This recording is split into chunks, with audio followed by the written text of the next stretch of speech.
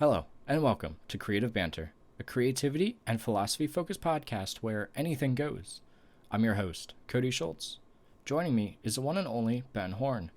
This week, as we battle the heat, we thought it apt to discuss our environmental impact as photographers. This led us into discussing Ben's new print portfolios, as he's made alterations in order to lessen the waste produced by them. And of course, we found ourselves shifting topics a bit, primarily to that of money and motivation. Let's dive right into it, shall we?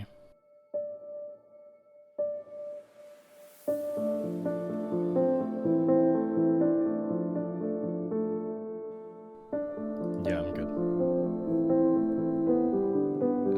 Want me to start it out? Yeah, I don't know if you wanted to start off with that environmental impact question. Okay. Let's do that. What is going on, Cody? What's going on with you this week? Trying to avoid the heat waves. That's about it. That is something that's definitely been a factor this summer. I don't know how it's been for you there. I know it's hot now, but it just seems like overall this has been a much hotter summer and a very active monsoon season here in the Southwest, and definitely seems a little different from years past.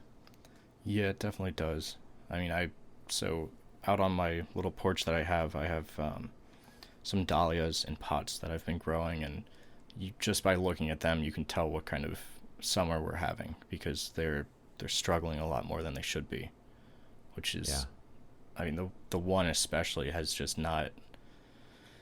It's just not doing good at all, and it's always weird to see. And it always makes me wonder, like, what kind of impact on the environment around me that's gonna have. Because like we have hostas around our pool, and seeing those this week, they're all starting to like brown out because of just the sun beating on them. There's no water coming in because it hasn't rained in like a week or two now, so everything's just struggling. Yeah, and that's something where, here in Southern California, like basically we get rain through the winter. So usually around October or so is maybe late October is about when we get the first storm of the year. And most of them go north of us here down in San Diego.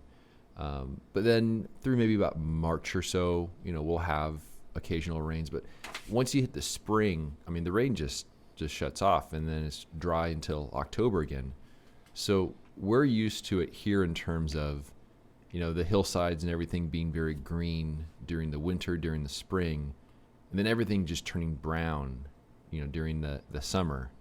But, where you are, that's a different scenario where, it's well, actually kind of the opposite where, things go brown during the winter and green during the summer. So I can imagine how it would be a little unsettling seeing things not doing quite as well this time of year, especially. Yeah. Like I said, it's just been, I don't even want to go outside to like go on hikes or anything. I haven't done any true hiking since I got back from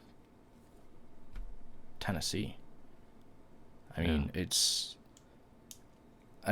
COVID didn't help with that, obviously, but like I went for a 2 or 3 hour walk around the local park, brought my camera with, and even that, it was so hot. It was just overbearing. And just to be walking around and you run out of water so quick because you're just trying to take in so much and it's just going right out. So it's, not fun. Yeah. And with all of that in mind, especially with seeing, the way the Colorado River is here, which is a major source of water for us, and it's the lake levels are dropping and everything, and just seeing all the changes that are happening at a seems to be a accelerated pace. It's something that has had me thinking about the impact that we individually have on terms of climate change and the environment and everything else, because simply by existing, we're sort of a negative force for the environment. Yeah. In terms of, expelling carbon dioxide and, vehicles and basically all the things that is necessary to live in the modern world is really not a great thing for the planet. And I think especially for those of us that are landscape photographers who enjoy, being out in the wilderness and taking all that in, there also comes to be a bit of a conflict when it comes to earning a living from photography. And that's one of the things I've been thinking about in terms of the various ways it is that it's possible to earn a living from photography. And it seems like the more lucrative a method is in terms of earning a living, really the worse it is for the environment. And especially nowadays with international travel, with workshops, with even driving to locations and things along those lines. So I've been sort of reassessing my own impact in the way I do things. And I've been trying to figure out what are some of the best ways in terms of being able to make a living from photography while having a very minimal impact on the environment, and trying to pursue some more of those. So was there anything that comes to mind for you in terms of, what would be some of the more positive, less impactful methods of earning a living with photography? I haven't heard much of it lately, but I've heard this great thing called NFTs. I think those are definitely an option. Yeah. Slightly sore subject. Ooh, yeah, opposite direction there. Yeah. No, which kind of goes into the things where it does seem like the things that are the more lucrative, the more in terms of very large return over a quick period of time, it seems like the expense paid is to the environment, and that definitely falls into that category. Yeah, it does. Yeah. I'm definitely glad to see that it's kind of dropped off the face of the earth, for right now at least. I never really even bothered with that. I just remember that when I first hopped onto Twitter, thinking that it was going to be a better alternative to Instagram and all of that, and I remember photographers at the time were flocking over to it quite a bit, and that's the same time that whole NFT boom started. And that was about a year ago, a little more than a year ago, year and a half ago, or something like that. And I've gotten to the point where I kind of have a rule with myself where, when it comes to social media on Twitter and Instagram, I don't even mention it anymore on there, because I found it wasn't beneficial. I personally, I took it too far in terms of speaking ill of them. And so it basically, it got to the point where, and I'm not going to name any names, but there are some photographers that reached out to me and said basically that they were, they said it was basically seen as borderline aggressive, which I'm like, that's not what I'm trying to just raise awareness of it and show how it really was something that is designed to sort of lure people in, but at the expense of the environment. I think the biggest issue that I faced with it, and I was very much so off to the sidelines, but the whole fact that you had certain photographers who, like you, were against it, trying to have a conversation about it, and nobody seemed to want to, about, I'm talking the negative environmental impact. And I don't want to go much further into this whole NFT conversation, because I'm kind of just like you, just not interested in it. But still, it leads me into that whole, as landscape photographers, we should be discussing the environmental impacts that we have on the world. I mean, like you were saying before about traveling across country for leading workshops, because now you don't just have you as a photographer that's going there, but you have all these other people who could be traveling internationally depending on how big of a name you are, but more likely from different states. Like a lot of people on the East Coast will travel all around the world if to attend workshops, to host workshops, what have you, which creates a big impact. But I think the saving grace on that is we are very small individuals when it comes to our impact. When it comes to, like, you look at celebrities who are traveling, like the big thing now is their jets that are going all across the world multiple times back and forth places for short flights. And people are starting to track that and call out celebrities about that, because quite frankly, it shouldn't be happening at all. There's no reason as to why a plane should be going cross country, then back again, then all across the world in like a matter of a week. It doesn't make sense. So, I mean, like I said, the saving grace is the fact that what we do is nothing to the environment and in response to like the corporations and stuff. But still, like you're saying, there's a lot that we can do as individuals that can help. And I think as landscape photographers, using our voice is the biggest thing that we can do. That's the most impactful thing that we could do, is learning about the environment around us and talking to the people that can actually make a change, that actually have power and can hopefully make something happen. Yeah. There was I can't remember exactly who it was. It may have been Sarah Marino, but someone, I believe they posted on Twitter. It was an article. Basically, it was along the lines of, if you are a landscape photographer and you don't mention the fact that there is stuff going on with the environment, it's ignoring the problem is even worse, especially from the standpoint as a landscape photographer who's off in nature. And when there's certain things that we can see with our own eyes, and our existence on this planet is a blink of an eye. So if we see a change that's happening, it's a sign of a very large change. And it's almost like that cartoon, which is used as a meme for so many things. And I don't know what the origin of it, but it's like the little dog sitting at the computer and it's burning down. It's like everything is fine, or whatever it is. It's like that can't be us. We do have to at least mention it. And also, like, for example, sometimes I'll have some rather snide remarks on YouTube where people will just mention, say like, oh, it's a nice SUV you're driving, which isn't really, a helpful sort of comment.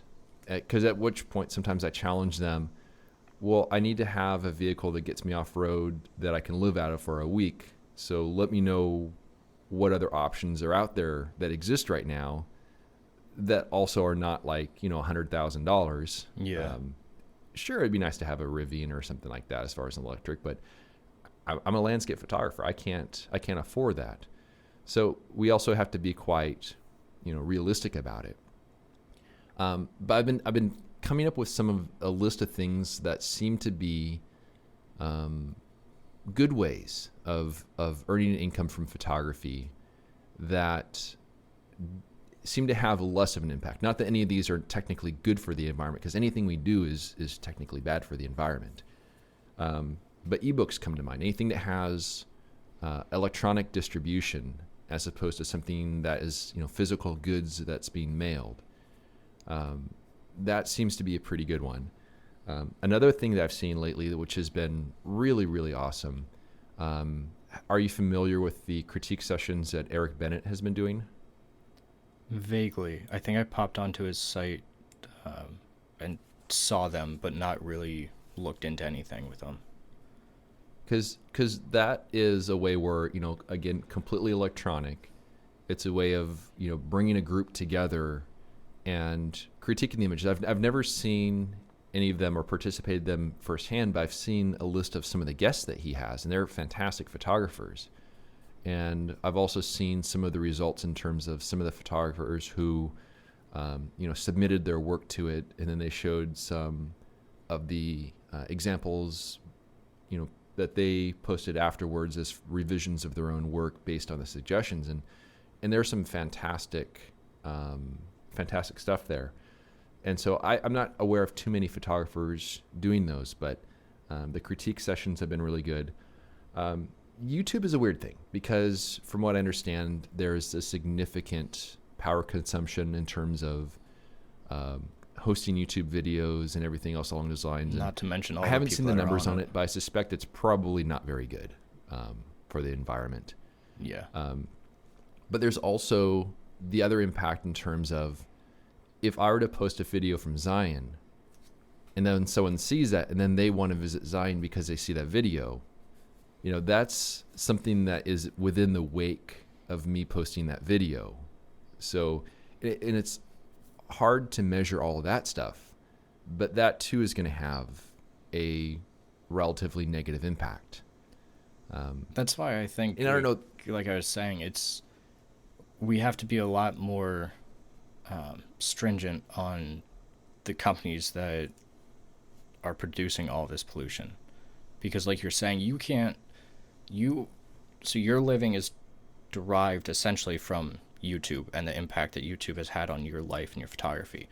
So for you to give that up, and because you're thinking of the environmental impacts surrounding that, and the fact that of the 100 people that will watch your video, that if 50 of them go fly to Zion in 2 weeks or whatever, then can be a huge environmental impact. But the reality is a little bit different than that, I think. Yeah. So that's why, like, yes, like I said, we should all be thinking about this and how we can change things, but I still so strongly think that we should be trying to do bigger things instead, trying to get the corporations and all of that to change their ways, and talking to government leaders and voting in government leaders who actually want to make a difference in the world when it comes to the environment.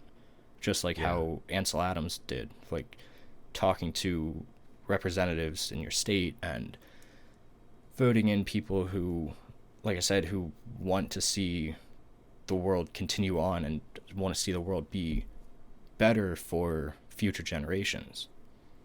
Like, that's where my head goes to all the time when it comes to environmental impact, because we can only do so much. I mean, you can have your carbon footprint calculated, and you can try to reduce that as much as possible, but you're only one person. And that can be seen as something real negative, a negative way of looking at it. But at the same time, it can also be kind of uplifting. The fact that,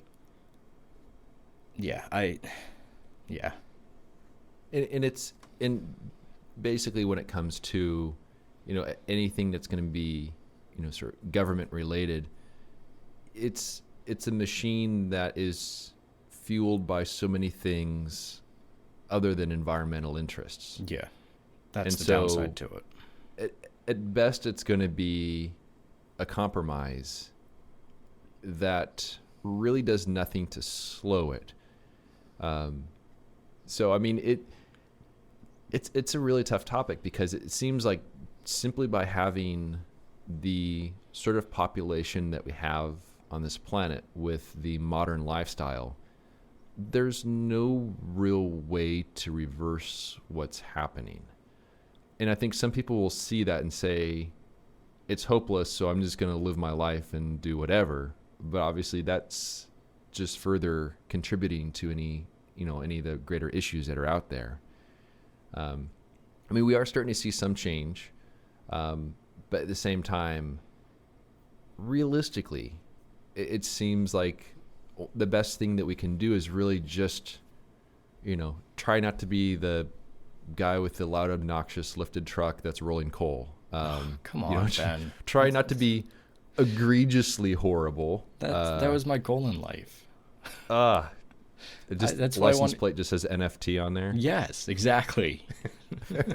I wanted to just. But it's hard to read it because of all the deposits of the black filth that's covering everything. I wanted to be just rolling coal, just going straight through Death Valley, driving along the dunes, and all of that. Because I mean, just line up all the endangered species in just one straight path. Yeah, why not? Take them all out. Yeah. I mean, because if you really want to be like existentialist with it, that we're just a blip in the universe. We mean nothing. Yeah. So. Yeah. No.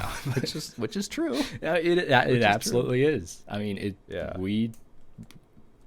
we are nothing to the universe, but that is a whole other topic that we don't have the time for. Yeah. But on the other hand, I know you had mentioned when it comes to the whole environmental impact and some of the changes, you changed your print portfolio or your box sets to a print portfolio. Yeah. What's up with that? Yeah, so that is part of my looking at the things that I have responsibility over and the things that I can change. So kind of going back a little bit, it was 2017 was the first year I started doing the box sets, because before that I did these books that were kind of cool to do, but they were just too expensive to produce. And so in 2017 I decided to just make the prints of my favorite photos, put them in a box, make a really nice presentation. And so basically the prints go in a plastic sleeve to protect them. That goes inside the box. There's some other little bits of stuff that goes in there as well.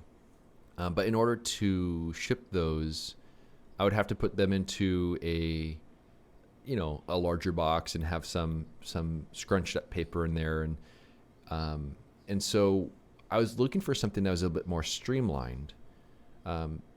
Because when I ordered in all the boxes from the manufacturer for doing those box set portfolios, I mean, I would order in usually about 200 at a time. And each of those boxes, I mean, it's basically 8 by 10 inches by an inch. But when you have 200 of those, they ship in these really big boxes. And there's like 3 or 4 of them that I could like crawl inside of. And each of those boxes was shrink wrapped by the manufacturer. Yeah. So simply getting those boxes involved, shipping these 3 or 4 large, heavy boxes all the way across the country, then me going through removing all the shrink wrap. And so right away there's waste. And so inspired by Brooks Jensen with the folios that he does, I wanted to come up with a more streamlined approach. And so I was looking around for a ready-made solution off the shelf for doing a black paper folio. And I found there's this company called Tyndall. And I was familiar when I worked at the camera store. We carried some products by a company called Tap. There are these paper folios that you could put like a print in to display them for like event photographers and school pictures and stuff. And so I initially looked at them, but they didn't make anything that was quite what I was going for. But then I saw that they were bought by this other company, Tyndall. And I looked at their website, and sure enough, they have these black folios. And I ordered 200 of them, and the 200 of those shipped in basically a very small, compact box that was like the size of maybe like 2 shoe boxes or something like that. Nice. And so right off the bat, I don't have all the plastic waste. I don't have as much of a carbon footprint from, having all those boxes delivered to me. And also, I will be able to ship those out in a smaller mailer, and which will reduce the amount of waste in terms of the materials to send it. And then the benefit also, since it's a little bit lighter now, I'm able to dramatically drop the price of shipping, especially for international. So for the end consumer, it's less expensive because it's now only about $26 to ship international compared to about $40 before. Yeah, it's a big difference. International shipping it's such a pain anymore, especially with all the stuff going on over in the UK, over in Europe. Yeah, it further complicates things, and also on my end, it's a lot more work to pack them if I was packing them in boxes.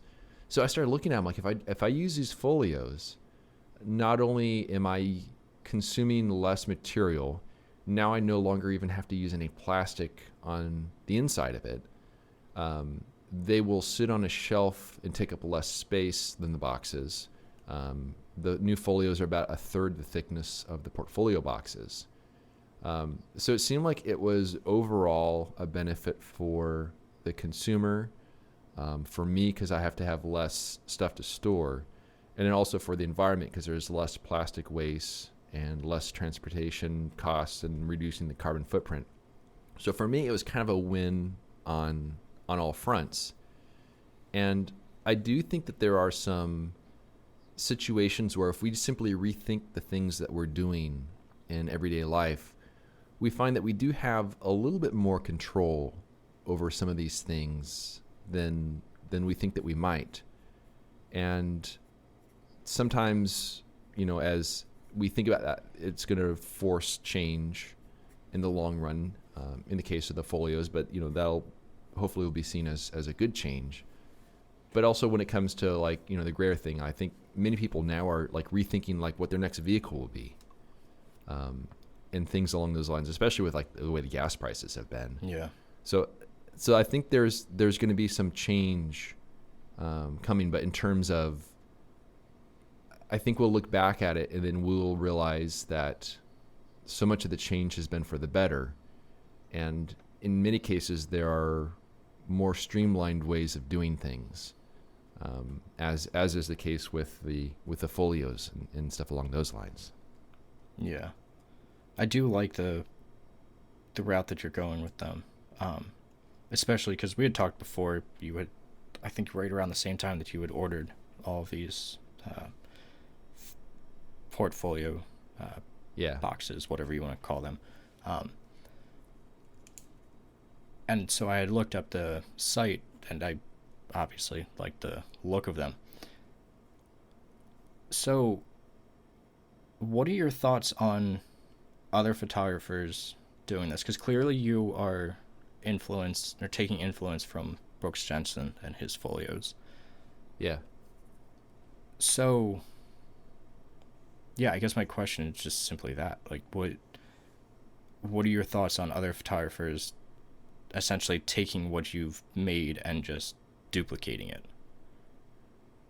I think it's a format that lends itself to so much variation. So, I mean, if you look at Simon Baxter has done some of the box sets in the past. Yeah. And he was grouping his work based on common themes. And I know Thomas Heaton has recently launched something along those lines where it's, work along a common theme. So I think it's actually really cool to see other photographers looking at other ways to earn an income from it, and finding ways to kind of make it their own. Yeah. If one is to look at something and see it like it's, copied in terms of the exact same technique and style across the way, I'm not going to fault the photographer for doing that. But I will say that I really do like it when people are sort of putting their own unique twist on it, which is something that everyone has done so far that I've seen. But also I'll say it's a lot of work to put them together. Right. And so I think that is something that has limited how many people make them, because you really need to be able to have a way of producing a lot of the prints, a lot of the box sets, and be very organized in doing so. Because I can, the way I have them priced at, honestly, I think I'm underpricing them by a fair amount. But that's also one of the reasons why, I'm able to sell as many as I do. But if I was not making them in bulk, I don't think it would be worthwhile for me to, like, if I had like one straggler order that came in and I had to make that one up completely by scratch, it would take too much time and effort to make just that one print portfolio. Yeah, I can definitely But see since that. I have a wide format printer that uses roll paper, and I can have it just, cranking out the prints, and then I have to go through and I have to, cut them down. I have to heat press them to flatten them. I have to do the vellum sheets and the cover sheets, and then, sign everything on the back and put everything together and pack it all together. But since I can do them all in bulk, it makes it worthwhile. But I think that's something where I think some photographers will look at the format and say, hey, that's a pretty cool format to do. But then they also look at the logistics in terms of, oh man, this is going to be a lot of work. And it truly is a lot of work. It dominates what I do for, a couple months or so. Do you think that you'll be raising your prices for next year's? Because already you just released it, last week, right? Yeah, it's been about a week, a little over a week. Okay. And you're already over halfway sold out with them. You're at what, almost it's approaching 100? 2/3. Yeah. So I'm at like 90 something out of 150. So I'm getting close to that 2/3 mark. I would say that if the edition were to sell through too fast, usually there's a bit of a wave at first and then things settle down. I think last year it sold through maybe in February or something along those lines. My goal is to make sure that I don't have any left over by the time the next year's one rolls around. Right. But I think the price point's at a reasonable price point as it is. I'm hesitant to increase the numbers on them just because it makes so much more work to make them. Right, of course. Yeah, I would but definitely I'm not increase sure. I wouldn't necessarily increase the edition number because, like you said, there's so much work that goes into it. I mean, Yeah. I would sooner see increasing the price and lowering the edition just because you can find that little balance where you still make, when it comes to the money, you still make as much, but with a little bit less work. But speaking on the money aspect of it, what kind of effect does that have? Because this is when the majority of your money comes in, is through these pre-orders and through the sales of this. So with that being at the end of the year, how does that have any like effect on your year going forward? Like in the beginning of the year when you don't have that income, when it's not so steady? It's definitely a feast or famine kind of a thing. I'll say that it's nice to see the income coming in right now, but also I know that things are going to like settle down dramatically, as we get closer to Christmas and all that. I think I've gotten used to it. I have a kind of a baseline income that comes from passive income in terms of the ebooks and the contributions and stuff like that. So there's kind of a baseline amount from that, and then there's the spikes that'll come from like the box sets, or if I do a print sale or stuff along those lines. So I kind of have all that for the most part factored in. I think it's quite beneficial that my wife has a full-time job, Right. So that definitely helps. If both of us had unreliable, I wouldn't say unreliable income because it is reliable, but it's just not consistent. Right. Yeah. But if we both had inconsistent income, that would be, it would make for a bit of a challenge. One thing though that is kind of interesting is that I find that I'm not very motivated by money, and I'm not very motivated by things. And it's strange because, with the orders that have come in for the box sets, obviously it amounts to a decent amount of money. But and I kind of probably maybe going back to when I first started doing photography full time in 2020. When the time of the year came around, when the box sets would come in, when the orders are coming in, I would have thought that I'd be like, all right, I'm super excited about this. But in reality, I kind of learned that, it's a necessity. It's something that I need to do. It's something that I'll have to, ration that income out over the next many, months. But it didn't really give me that I don't know, that dopamine hit or whatever it is that I think people get so excited by.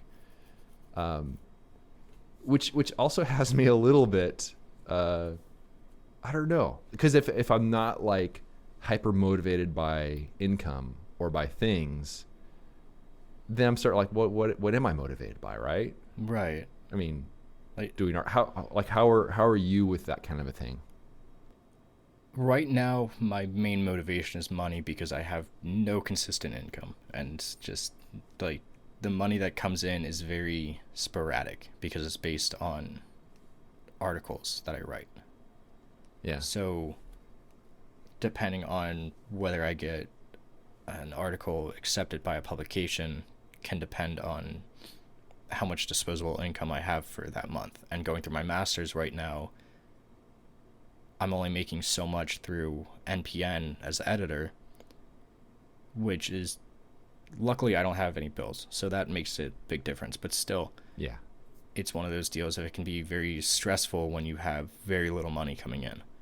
And you look at your bank account and you're like, I really have to cut back on spending because otherwise it's just going to run out. Yeah. So right now, my perspective on money is a little bit different than it normally is, because it gets very difficult when you want something like, for this podcast, for instance, getting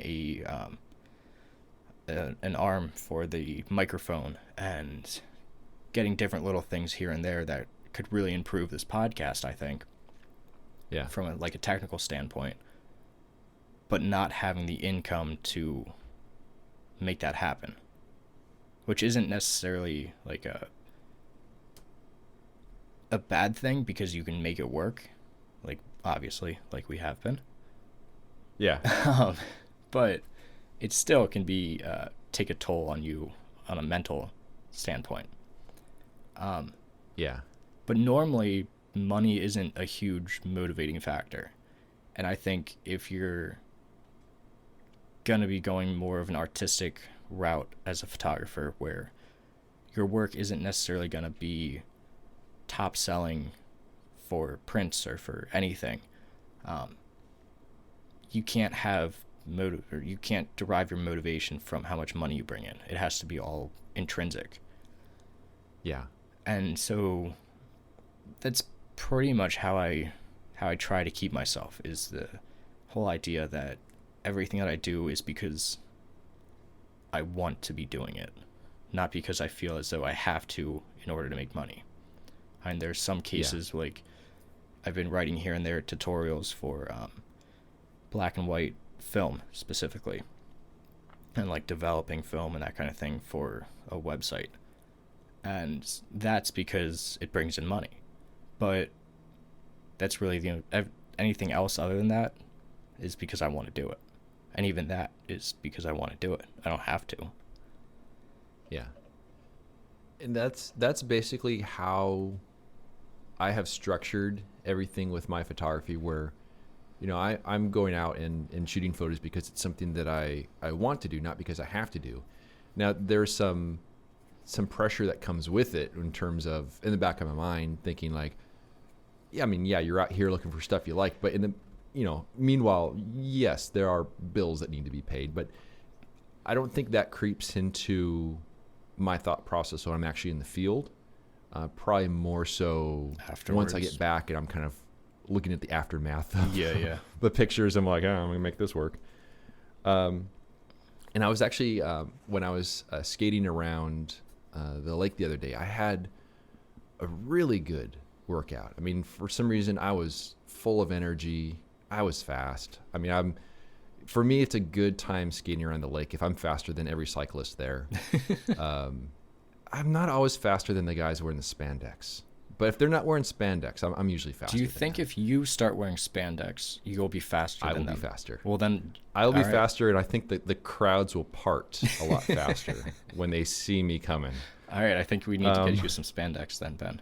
You can send me send me an email with your size, and I'll cough up some change.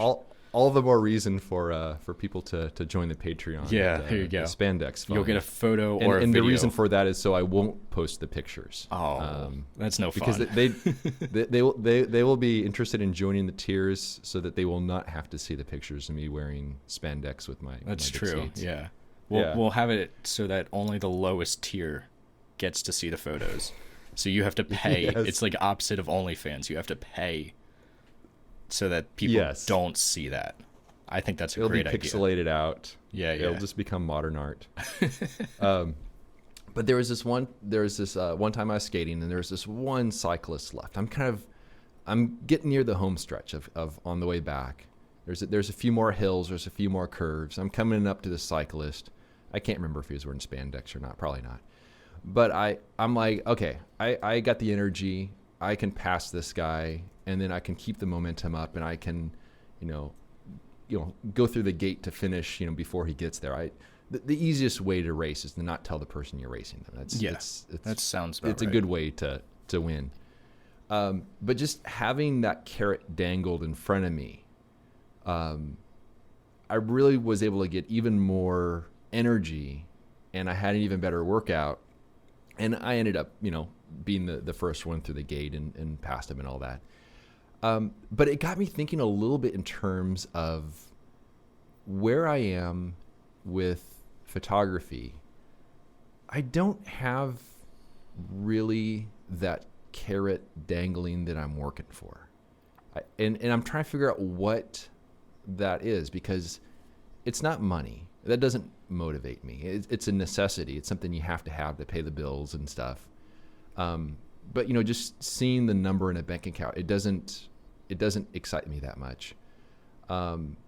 It's not things like, I have, if there's something I need to buy for photography, I mean, I can make do. I mean, I can make it work, but as soon as that thing arrives, I don't get that dopamine hit when it arrives, like, oh, cool, new stuff. So what you're saying is you're not truly an American.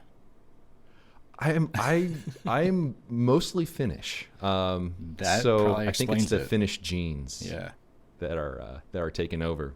No, I feel the same way with that kind of stuff. I mean, right now my big thing is I've been thinking about getting a Leica film camera, of course, either a Leica or a Mamiya 7, both rangefinder styles. Oh, that's cool. One is 35 millimeter, the other is 120 or medium format. Not because I want to stick it on a shelf and have it for the, oh, look at me, I have a Leica kind of thing, but more so because I'm thinking with the rides that I do with my dad and the rest of my family on the motorcycles, that kind of thing, the practicality of having something that I can just kind of toss in one of my bags on my bike and go and very easily take it out and make photographs and document. Mm-hmm. And so for the past week or so, I've been thinking and looking here and there, but you look at the prices and you're like, am I really going to try and spend $4,000 on a film camera? How expensive they are. Like, don't get me wrong, I would use the hell out of it. But the reality is that I have a Pentax Spotmatic 35 mil right in front of me that was handed down to me from my grandfather, with a 50 mil lens and a 200 mil lens. Do I really need the Leica in order to make just as good of photographs? No, definitely not. It's just a differently shaped light-proof box. Exactly. A very cool one, though. Yes, they are gorgeous. I still would love to own one. But the reality of it is that it's not going to change anything with my photography. It's going to do the exact same thing that I want it to. So long as the camera works, then whatever. Yeah. So, And yeah. no, go ahead. So, I mean, that kind of brings up one of the age-old questions that you oftentimes see videos on and stuff and articles about, where people talk about, does gear matter? That whole debate where it kind of goes either way. And I don't know. I feel like the sort of like the common answer is that people say, "Oh no, it doesn't really matter. It doesn't matter." But it does. But it kind of does. I mean, in terms of, for me, I just want to have something that I don't want to fight whatever gear it is that I'm using. That's all it comes down to. If I'm fighting whatever equipment it is, then yeah, it's going to get in the way. It's going to be an annoyance. It's going to take me out of whatever I'm doing. I've never worked with the Leicas before. I've played with them. I've never actually shot with them. I think there is a certain way of working with them that is quite conducive for certain types of photography. When I worked at the camera store, we sold some Leicas there. And for a while we had a handful of used Leicas. I don't remember which one they were. It may have been like a M7 or I don't know. It was a film one. And then there was a few lenses with it. And I got pretty good at focusing by feel. So without ever even looking through the viewfinder, I could just pick the camera up, focus it by feel, and then I would look through the viewfinder and see how accurate I was. And I got to the point where I was pretty spot on. Yeah. Where I could, if I had a camera like that, if I got pretty good at it, I could just, and if that was the style of photography I was doing, whether it was like street stuff or candid stuff or whatever, you could just have the camera at your side, kind of like pre-focus it without even doing anything, just hold it up, click almost silently, and then that's that. So I think there really is something to that form factor and to having something that doesn't fight you, just so long as that particular camera really matches the style of what you're going for, which is kind of the opposite of what large format is. Yeah. Because you never do that with a large format. I was like, just rack out the bellows, just hold it up and hand hold it. It actually might make for some interesting photos, but, yeah, certainly different. Yeah, they would be. Yeah. Yeah, that's why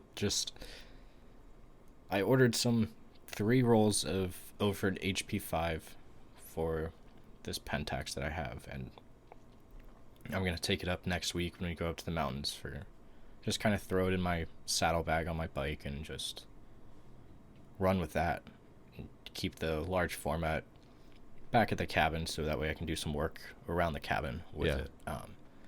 Just something lightweight, something fun, don't have to worry about it kind of deal. Like you said, kind of like an extension of the arm kind of thing.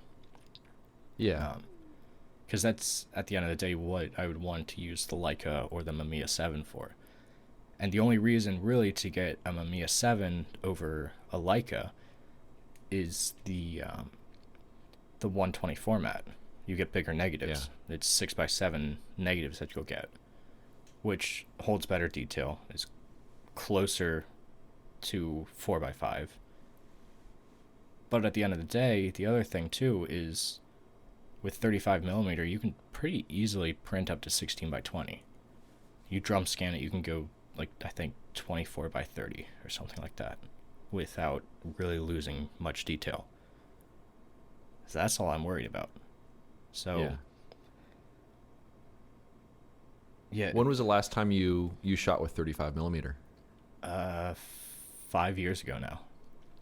It was the last time that I used it. And funny story with that was also the first time that I tried developing film and I failed miserably. So I took this camera on the trip out west as just a little I wanted a film camera with me because I was starting the slow transition of going all film, which would take me about 2 years to do. So I had the film camera and my digital, and we went whitewater rafting along the Teton mountain range, which is an awesome experience. Yeah. And I remember at some point I had the Pentax with the 200 millimeter lens on it, and it was just taking some like detail shots of the mountain kind of thing. Well, I get home and I decide I'm going to develop this stuff at home, and I had a couple rolls. This, like I said, was the first time that I had developed black and white film ever. Yeah. And I was using these photographs that could have been pretty good and had memory and like significance, I should say, to them. Mm-hmm. And I didn't put in enough developer. So they like developed. I still have some of the negatives actually. Maybe I'll upload some of the photographs of them to the Patreon. But yeah, a lot of them are like half developed and just no good. And it was a shame, but it was just still made me think of that. Yeah, I'm a lot better with developing now.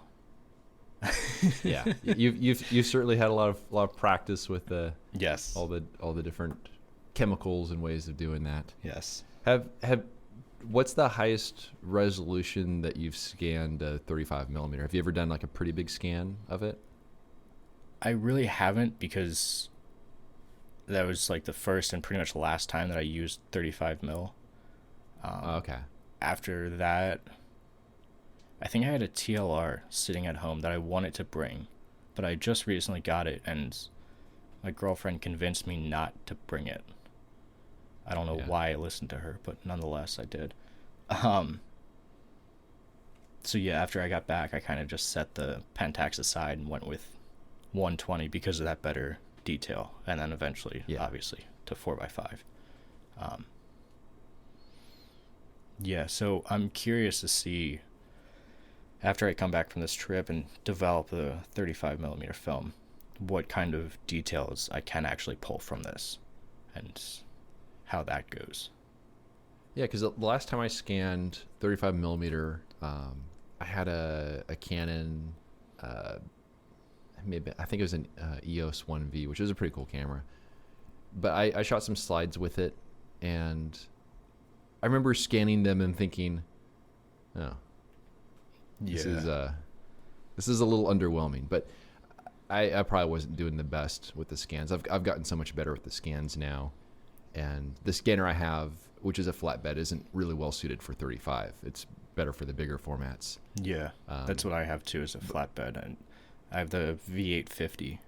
And so I'm curious, like I said, how to see how that pulls detail. I mean, at the end of the day, I'm only really using this for documentary kind of fun photographs. So even if I never really develop them and just have a big box of exposed 35 millimeter canisters sitting in my closet, then whatever. That some future generation of I don't know that they'd be hipsters, and I'm not sure what they would be in the future. Like, I don't want to know, Ben. I don't. Yeah.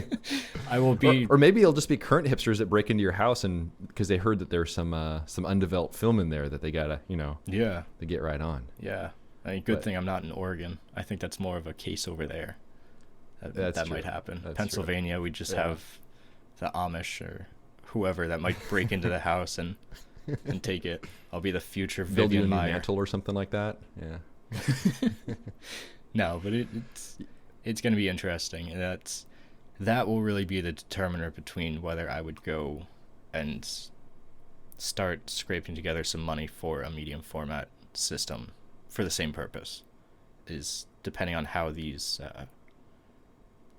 photographs are gonna scan over. Yeah. Because I still want them to be usable. I still want to be able to just show them to friends and family kind of deal. And which I mean, you look online, I'm sure there's plenty of 35 millimeter designated scanners out there that you can get for not too much money. I know. I think is it a Nikon Cool Scan? I think. Yeah, they did make a series of those. Yeah. They've been discontinued for a while. We did sell them back in the day when I was working at the camera store. Yeah. But just to pick something up like that, if I really wanted to continue with 35, because it's cheaper. That's for sure. Yeah, especially for black and white. Yeah. It'll definitely be very interesting to see what you come up with the change in format, with the change and methodology of working with it. I know that I was, I did a little bit of 35, a little bit of medium format, and I ended up selling it all off just because it wasn't really what I wanted for what I was doing, but it's more so, I think, for the style of photography I'm doing. It's just better suited for large format stuff anyways. Yeah, I've looked at a couple different medium format cameras. Just, like, I wouldn't mind getting another Pentax 67, but that thing's a tank to carry around. And then there's, like I said, the Mamiya 7 is like the god of 6x7 medium format, it seems. But then to get something like a fixed lens, Fuji made like a 6x7 and a 6x8, and I think a 6x9 as well. But the 6x7 is considered like the Texas Leica. It's another rangefinder style. Yeah. Big camera, but it doesn't weigh as much kind of thing, and it's a lot cheaper than the Mamiya 7. There's options out there, but yeah.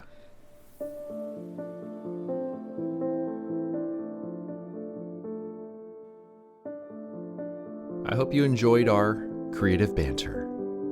You can learn more about Cody's work by visiting his website, codyschultz.com, and you can find my work at benhorn.com. For further discussion, join us at patreon.com/creativebanter. It's a place where we can interact with you, the listener. And although we greatly appreciate those who contribute by joining a tier, discussions are open to everyone, whether you're a paying member or not. Thanks so much for listening, and we'll see you around next time.